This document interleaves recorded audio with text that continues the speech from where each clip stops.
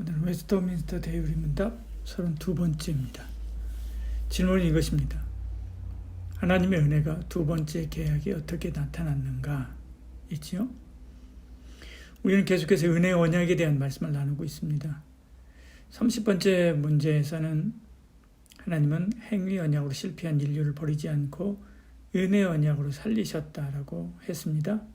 31문에서는 그 은혜의 언약은 누구와 맺었는가? 예수님과 맺었다라고 하는 이야기를 했습니다. 그리고 오늘 우리가 나눌 32문은 하나님의 은혜가 은혜 언약에 어떻게 나타나는가인지요. 답변은 이렇습니다. 하나님의 은혜가 두 번째 언약에 명백하게 나타나는데 그것은 그가 값없이 죄인들에게 중보자를 제공하고 그에 의한 구원과 생명을 베푸신 것과 그들로 하여금 그에 대한 관심을 가지는 조건으로 신앙을 요구하면서 모든 선택된 자들에게 성령을 약속하고 주셔서 그들 안에 그 신앙과 다른 모든 구원의 은총들을 작동시키며 그들의 신앙과 하나님에 대한 감사의 진실성의 증거로서 그리고 그가 그들을 구원으로 작정하신 방식으로서 그들로 하여금 모든 거룩한 순종을 가능하게 만들어주시는 것이다. 그렇죠?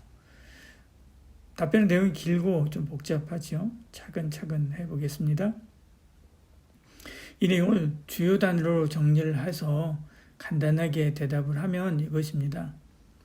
예수님을 보내주셔서 구원을 얻게 하시고 성령을 보내주셔서 구원의 은총을 받고 거룩한 순종을 하게 한다라고 하는 것이 이제 대답의 내용입니다. 좀 더 자세하게 보겠습니다. 중보자를 보내주심이 은혜지요. 그래서 답변에 그가 값없이 죄인들에게 중보자를 제공하고 그에 의한 구원과 생명을 베푸신 것과 그렇게 말씀하죠. 중보자는 적대적인 관계에 있는 양자를 화해시키는 역할을 하는 사람입니다. 하나님과 우리는 죄로 인해서 원수가 되었지요. 이것을 중보자 되신 예수님을 보내주셔서 십자가로 이 막힌 담을 헌 거죠. 그래서 에베소서 2장 16절 이렇게 말씀합니다. 또 십자가로 이 둘을 한 몸으로 하나님과 화목하게 하려 하심이라 원수된 것을 십자가로 소멸하시고 이렇게 말씀하죠. 그 예수님을 누가 보냈느냐? 하나님이 보내신 거죠. 내가 누군가 싸웠습니다. 그래서 둘이 틀어졌죠. 화해하고 싶습니다. 내가 할 수는 없어요. 내가 직접 미안하다라고 이야기할 수 없죠. 왜? 내가 한 말이 있으니까. 그러니까 중간에 누군가를 세워서 화해하는 거죠. 그 사람을 보낸 사람이 누구예요? 하나님이다 라고 하는 말입니다. 사실은 범죄한 것은 인류인데 하나님이 화해의 사람인 예수 그리스도를 보내주셔서 우리와 화목하게 하려 하는 거지요. 그러니까 은혜지요. 보낸 분이 하나님의 외아들 예수님이고요. 그분이 화해시키기 위해서 하신 일이 십자가에서 죽으신 일입니다. 야, 내가 쟤들과 화해하고 싶은데 그 일을 위해서 내가 가서 대신 죽어줄래? 이것이 말이 되는 것입니까? 그냥 하나님은 그렇게 했다는 겁니다. 바로 우리를 살리신 것이죠. 우리를 살리기 위해서 그렇게 하신 것입니다. 우리에게 주신 구원과 생명은요, 그저 쉽게 얻어지는 것이 아닙니다. 예수님 영접하겠습니까? 예, 이렇게 한마디 툭 던지고 되는 것이 아니라는 거죠.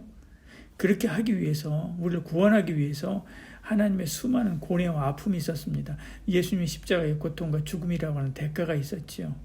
그러니까 은혜로밖에 표현할 수 없는 것입니다. 성령님을 보내주시면 은혜지요. 이렇게 예수님께 십자가로 막힌 담을 하시고 구원을 이루셨습니다. 그 구원을 받아들이기 위해서는 조건이 있죠. 뭡니까? 믿음이죠. 그래서 그들로 하여금 그에 대한 관심을 가지는 조건으로 신앙을 요구하면서 이렇게 답변에서 이야기하고 있죠. 근데 이런 믿음이 우리 안에 있습니까? 믿음이 있었다면 애초부터 범죄하지 않았을 것입니다. 이 믿음을 잃어버린 거죠. 예수님이 이루신 구원의 은혜를 받으려면 믿음이 있어야 됩니다. 그래서 하나님은 그 일을 이루실 성령님을 보내주신 거죠. 성령 하나님께서 우리에게 믿음을 주시고 그 믿음으로 살게 하는 것이죠. 에베소 2장 8절 이렇게 말씀하죠. 그 은혜로에 의하여 믿음으로 말미암아 구원을 받았나니 이것은 너에게서 난 것이요 하나님의 선물이라 이렇게 말씀합니다. 답변도 이렇게 이야기하는 겁니다. 그의 모든 선택된 자들에게 성령을 약속하고 주시어서 그들 안에 그 신앙과 다른 모든 구원의 은총들을 작동시키며 그렇게 이야기하고 있죠. 성령 하나님이 우리 안에 우리 안에 성령을 주셔서 그 성령님이 우리 속에 믿음을 불러일으키고 믿음으로 살 수 있는 온갖 은총들을 부어주신 것입니다.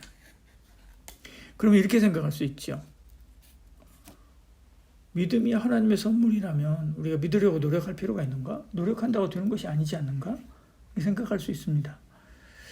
예술이나 스포츠 재능 예로 들면 이렇습니다. 이런 분야에서 최고에 오르려면 다들 타고난 재능이 있어야 된다라고 말하죠. 근데 요즘에 뜨고 있는 앤젤라 덕워스라고 하는 사람은 그 책 그릿이라고 하는 책에서 재능은 환상에 불과하다라고 이야기합니다.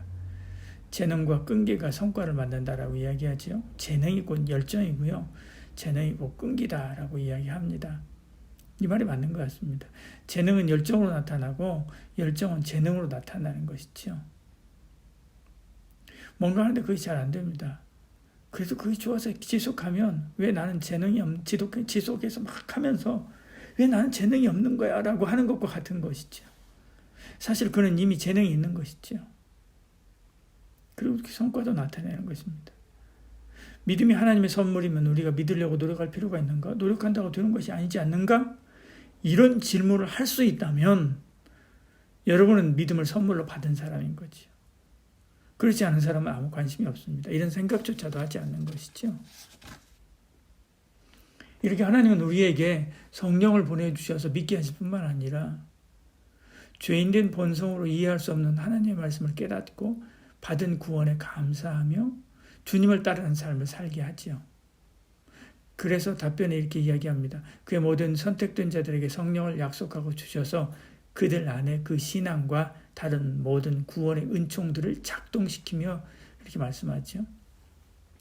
그러니까 우리가 말씀에 순종의 삶을 살아가는 것도 은혜죠. 답변에 그래서 이어서 이렇게 이야기합니다.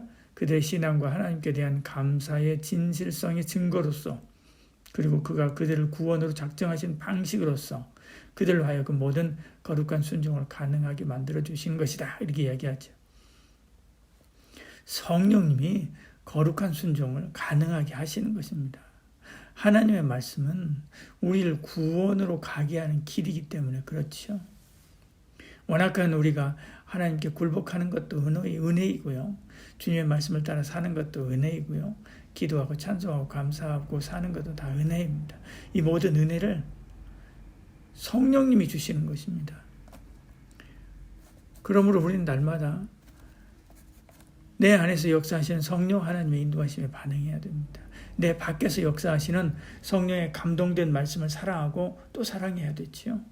그때 성령 충만을 받을 수 있고 성령의 권능과 능력이 나타나는 삶을 살 수 있는 것입니다. 그런 저와 여러분들을 축복합니다. 기도하겠습니다. 사랑이 많으신 우리 하나님, 우리에게 은혜 베풀어 주시고 함께하사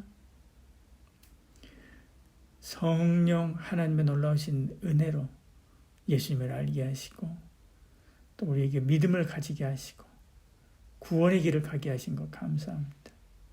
날 구원하신 성부, 성자, 성령 하나님께 찬송과 감사와 영광을 올려드립니다. 그 받은 그 구원을 우리의 삶 속에서 날마다 이루어가는 저희들 되게 하여 주시고 그리고 그 구원을 이루어감으로 나의 모든 삶의 지경 안에 하나님의 나라가 이루어지게 하여 주시옵소서. 예수님 이름으로 기도드리옵나이다. 아멘.